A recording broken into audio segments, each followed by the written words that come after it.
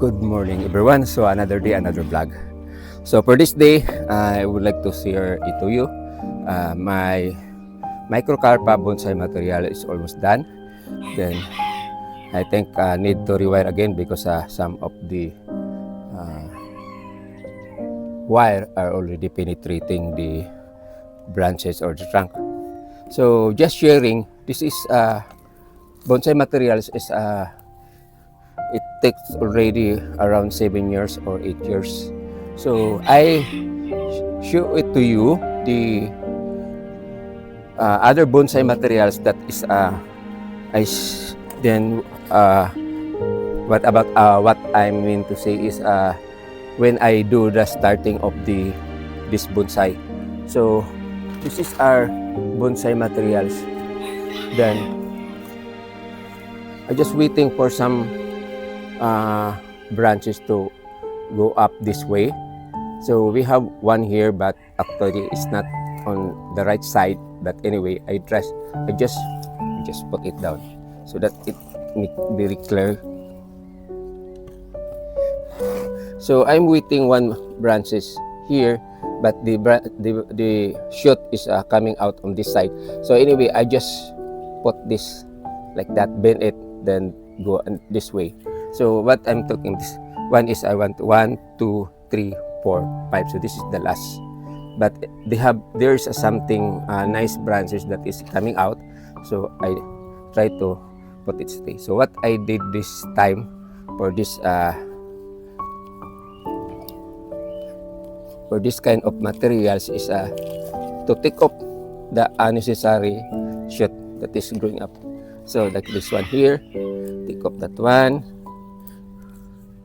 Then also this one.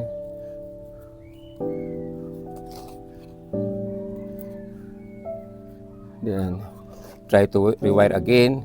And also this one.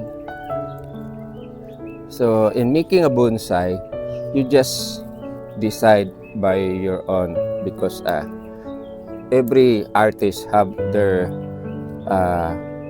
style of making bonsai. So we cannot copy other artists. We just do it our own style. Like me, I never copy any artist. Almost we just almost the same lang, pero not totally. So for this time, I will take off all the leaves of the big trunk. Then just leave it this one, and also this one, and also this one for the next how many months. So same as this one also. This is the way how I start making bonsai. Actually, I have a book from US, but I did not follow because some of the materials there is not you cannot found in my place in this Southeast Asia. So same. This supposed to be a wind sweep, going all the branches will going on that side. So it's take for how many long? So same. I will take up all of this wire, then rewire it again, then put it in the wire. So we will go back to the main that is almost done to become a bonsai. So we have a root here. I will not cut this one so that the growth will not stop. So for this is my front. That's why it's a big opening here, like that. That is bent going down. Then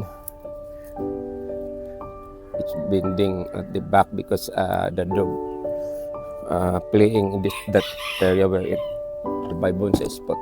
So this time, have you noticed this trunk going down? Because if I do at level, it's not so nice to look at. So what I did, I just pull the branches going down, as you can notice there.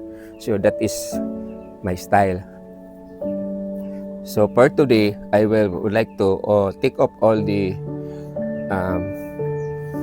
what is this, the leaves, then rewire it again, then put it again into the wild. So that is the way how I make a bonsai. So like a story, never-ending story. So my bonsai making here is never-ending. So walang katapusan. So I do start of my taking off the leaves, then take off all the wire. So this is my work every day, Tom. I'm taking care of my chicken, clean some parts that there is unnecessary trees that is already tall. We cut that down like that. What I share it to you before I do this bonsai. I cut down the bangkoro tree because that is dangerous. That will become very big because it is not a hardwood, it is a softwood.